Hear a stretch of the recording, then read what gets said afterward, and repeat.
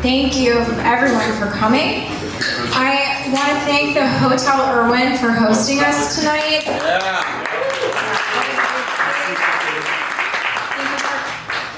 Thank you to the caterers, Bella Bites. They did a great job. I hope you enjoyed the treat. And then also thank you to Francois, who is streaming for us with his platform, B2. And it will be available on our YouTube channel and on our Facebook. We're doing a live stream, so thanks to everybody that's pitching in for that. Okay, and without further ado, I would like to introduce our Executive Director, Paul Webster. We have a lot of powerful people in this room, and I'm talking like powerful people in this room. And we got an hour to do amazing things. But afterwards, we're all gonna go up to the rooftop. Where's Mark? We're gonna go up to the rooftop, and we're gonna have strategy with drinks, all right? So, just wanted to put that out there. Anyway, thank you everybody. I am thrilled. 2 years ago, I started talking to Carrie and Connie and Jamie, and they said, you have to do an event at the Erwin. And I was like, okay, when is that going to happen? And it finally happened. So I'm so stoked to be here and to talk to you a little bit about what we're doing with the LA Alliance. I really want to thank Mark again. Thank you, Bella Bites. Thank you, Francisco, and everything for all your support. We are, the LA Alliance is the grassroots, legitimate people who came out of nowhere with their hair on fire to say, we've got to do something about this humanitarian crisis in the region. A lot of people think that, oh, we're backed by developers, we're backed by business. I can tell you, I see our books. They ain't happening, folks. That's why you're here in this room. I just want to let you know. But anyway, I wanted to thank everybody. Just real quick, what we're going to do tonight is I want to introduce the brain trust behind the LA Alliance, who is our lead attorney, Liz Mitchell. That's all you need to know. That's all you need to know. She's amazing.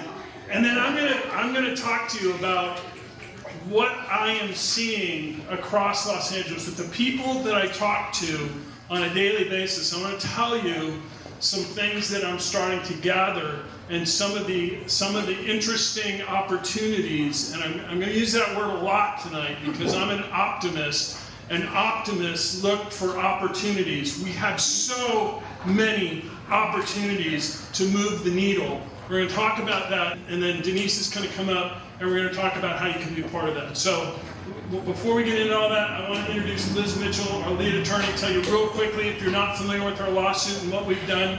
So everybody, Miss Liz Mitchell.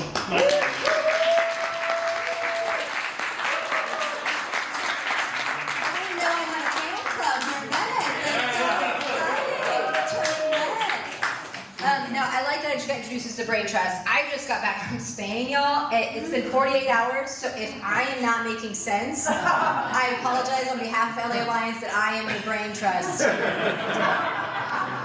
So I think real quick, Paul asked me just to tell you a quick background about how the LA Alliance came to be, the idea for the lawsuit, and what we've accomplished, and then what that means moving forward. So back in 2019, I was approached by a group of folks, broad coalition of people, business owners, residents, community members, service providers, nonprofit organizations, all very frustrated with the pace of solutions that were coming out of City Hall and out of the county seat, and saying, I was going to use a curse word, but I see a lot of cameras, so I will take a step back. What we're seeing is nonsense. It's bull nonsense, folks. And so how can we use the courts to affirmatively change that? Right? Because what we have seen, and my quick history, I came from the city attorney's office, actually, God help me. I worked for the LA city attorney's office for about 10 years before I left in 2018. And I saw personally how things, policy was being shaped by lawsuit after lawsuit after lawsuit. Either bad settlements or bad rulings from the Ninth Circuit, and the city was becoming very reactionary There was no forward thinking, right? People were being left on the streets to die, quite literally, and all of the money and all of the infrastructure and all of the investment was towards permanent housing. And more people were staying on the streets.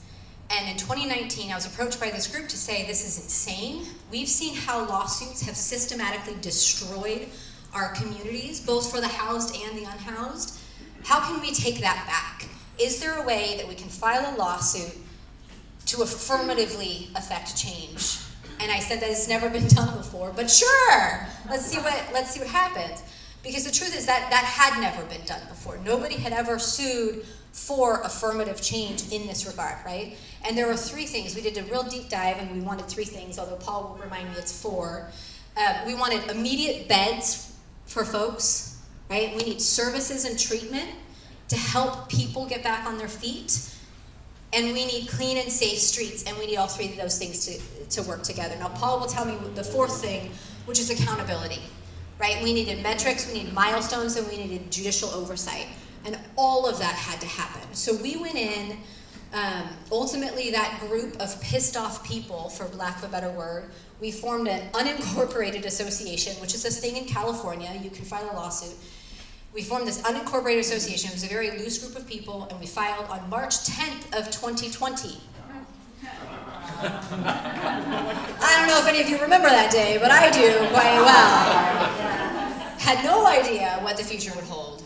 But we were 200 people in a small room at the Midnight Mission in Skid Row. Nobody had masks, nobody had gloves. I'm sure it was the first super spreader event.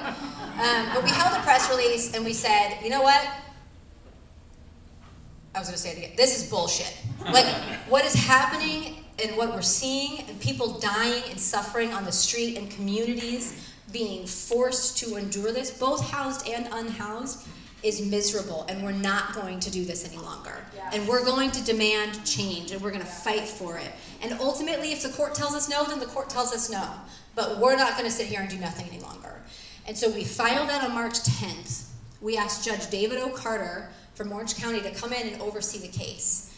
Now, he had a similar case down in Orange County called the Orange County Catholic Worker case, where they struck a deal. It was a 60% deal, right? You build to 60% of the shelter capacity, 60% of the unsheltered homelessness numbers. You build to 60%, and then you can enforce the law across the board.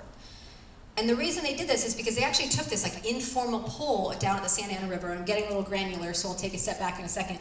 But there were 1,500 people living at the Santa Ana riverbed, right? Orange County wanted to do environmental remediation, and so there was a lawsuit to stop clearing those encampments for the environmental remediation. They said, well, how many people actually want shelter? They went down to the riverbed, and they started just talking to people, and it turned out it was about 800 people that actually held their hand up and said, hey, if I'm offered shelter, I'll take it. So he said, okay, provide shelter for those 800 people and clear out the riverbed. And that's exactly what happened, and it was such a successful deal that 27 other cities ultimately voluntarily jumped into that agreement down in Orange County, and they were able to get a lot of success, a lot of beds, a lot of people were helped, right? A lot of people were brought up out of poverty, provided beds, and encampments were cleared. And we said, we want that deal, so we asked David O. Carter to come up to Los Angeles. He accepted the case within a couple days, and just 9 days after we filed this, we were in an emergency status conference in courtroom 1, right across from City Hall, with every politician you can imagine from Southern California. Judge Carter actually took the bench, and the first thing he said was, I just got off the phone with Gavin Newsom. We're all like, what is going on? Who is this guy? What did we do?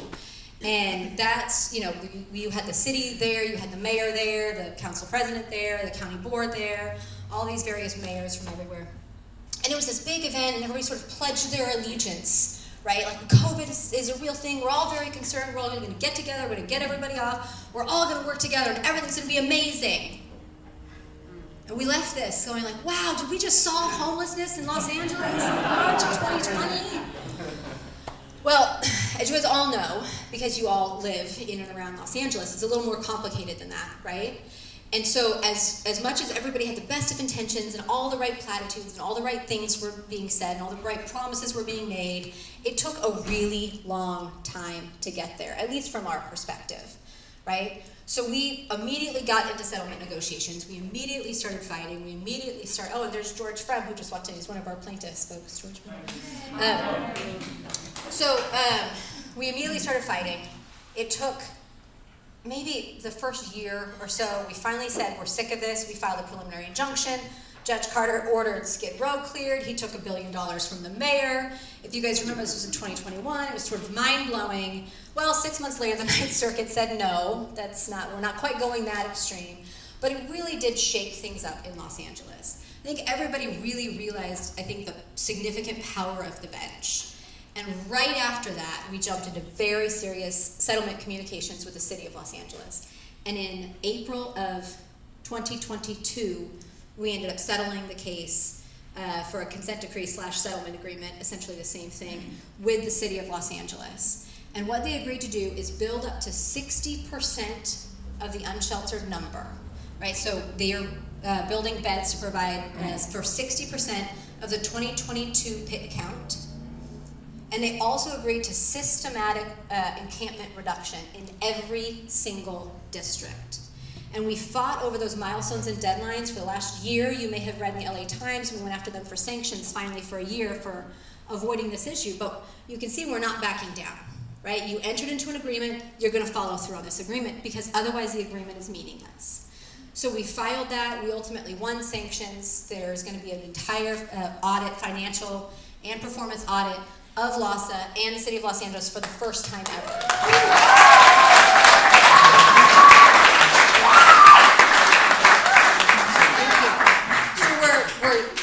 Obviously very excited about this. Paul's been amazing. So we're seeing a lot of change. It is slow, it is painful, but it is happening. The county, who was very resistant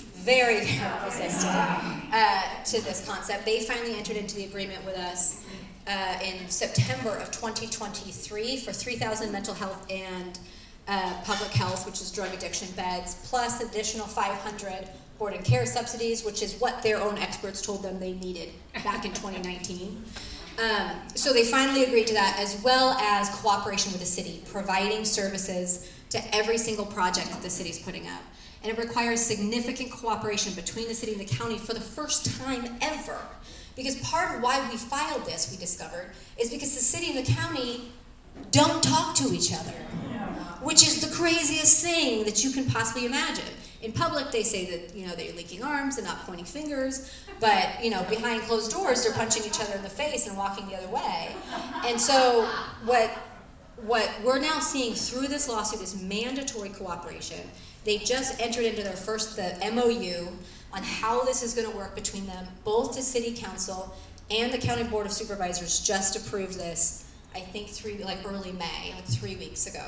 So we finally have an MOU. We finally have a city and county working together. We have beds. They finally agreed to the systematic encampment reduction of 9,800 encampments, which is every single tent, RV, van, makeshift shelter, vehicle in the city of Los Angeles, which is pretty incredible. In every single district, and we have a district by district 6-month milestones. So if you're interested in what those milestones are, and you absolutely should be, please talk to me or Paul. We can get you a copy of that, or I think some others like Carrie have them as well. We've been at this now for 4 years. We got the settlement agreement. We're not stopping. But I think the question is now, what does this mean moving forward?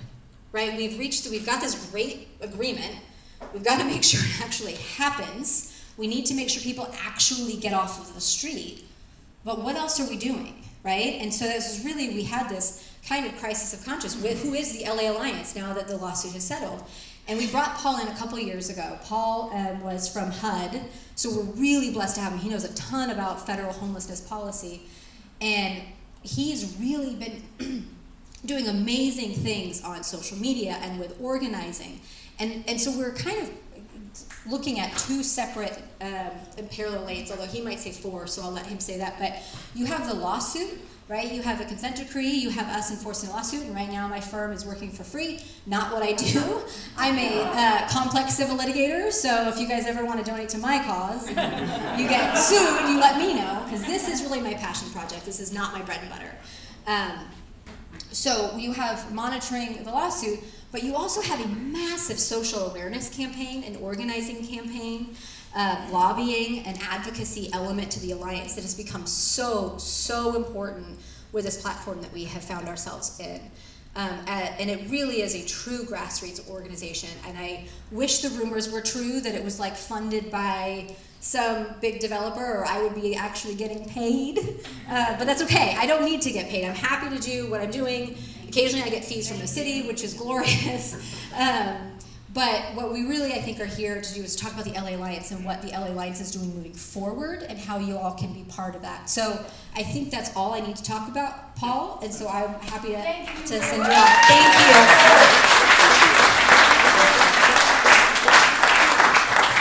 you. You can see how easy it is to work with somebody who knows how to get under the skin of all 15 city council members, the mayor, and all of the board of supervisors. That is just, they love it. So, I don't want to talk out of school here, but I get to see a lot of cool back and forth between the lawyers from the county and the city and Liz and stuff.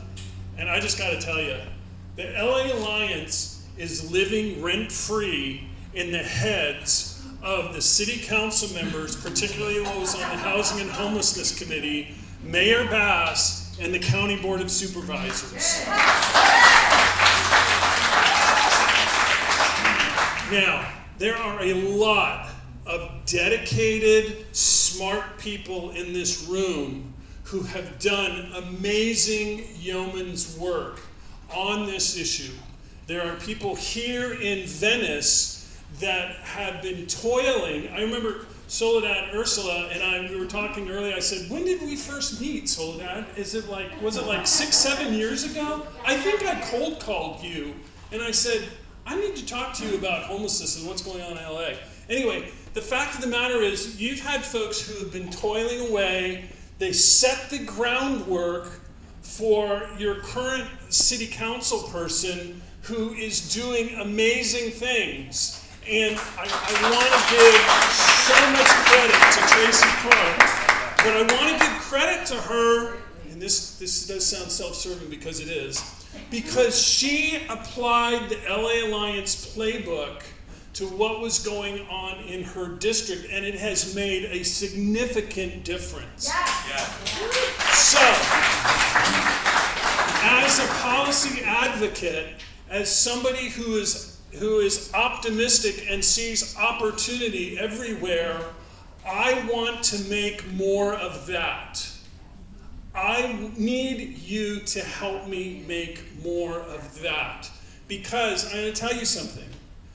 The LA Alliance is not a transactional organization. In other words, I have people coming to me saying, if I give you money, will you take care of that homeless encampment in front of my business? And I have to tell them that I don't wear a badge and I have no power in me except for my persuasive ability and some relatively modest public policy skills. But the fact of the matter is, we are not a transactional organization. We are a transformational organization.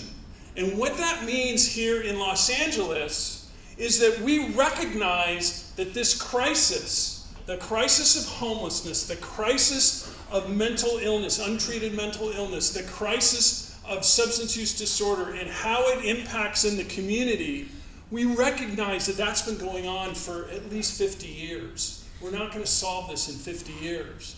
But here is what we have accomplished that no one else has accomplished in Los Angeles. We have fought and won for commitments that we can now get into the community and leverage. I'll give you a specific example that happened this morning at 2:31 a.m. And it's because the wonder of email, right? You can see when people are up at night. What are you sending an email at 2:31 a.m. for? Anyway, one of our friends up in Highland Park said, This is the response of the CD1 field rep to our neighbors in Highland Park who have been fighting this homeless encampment on the embankment of the 110 freeway for these many years. And it was classic city council blow-off language. And this was the best part. This was the best part. So please groan with me at the end. As you know, Los Angeles is experiencing a significant, thank you, this is good, Tim, feel free. As you know, Los Angeles is experiencing an extreme housing shortage where we can't house our unsheltered neighbors. Have you heard this before? Yes. Therefore, we're doing the most we can to clear encampments. But unless we tackle the extremely difficult affordable housing challenge, we're just going to be, we just really can't do anything. So this person shared this email with me, said, would you mind if I suggested a response for you? And I said, thank you very much for your interest in clearing homeless encampments. However, I want to direct your attention to a West Side Current exclusive report that shows that there are more than 1,200 vacant units that are assigned for homeless people across the city of Los Angeles. Perhaps, and actually, Jamie, I did this. I looked at your list and I said, there's 60 of them in CD1. 60 vacant units in CD1. So I said, perhaps the 10 people in that encampment would agree to house them in one of these 60 vacant units. Now, what is the point of this story? The point of this story isn't that I know how to write a snarky email back to legislative staff, even though I was legislative staff and I do know how to write a snarky email. The point of this story is that we have to link arms and do this together. Yes. We have to use the resources that are available, the background and the information that's going on, the people in the local areas, so that we can put pressure on the elected officials who have no political will to follow through on what we have won in the alliance, even though they committed to it. They have no political will to do this. We have to do this by focusing on social media and getting people aware and using these levers that we've won in court to make change happen in your community.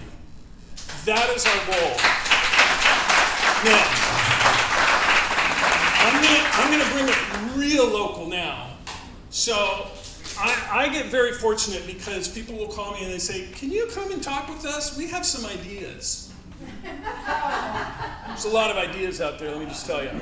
So I've known some of these folks here in Venice, Carrie and Julie and Allie and Connie and Ryan. I don't want to miss anybody. But we're thinking, how can we move the lever in Venice? How can we strategically use some of the provisions of the lawsuit, use social media, and link arms so that together we can push and make even more change than what we've seen in CD11. So we want to do this. We need to do this. It's important to do this because we want to make an example and show the other 14 city council members that political will is not an obstacle to save lives and improve communities in Los Angeles.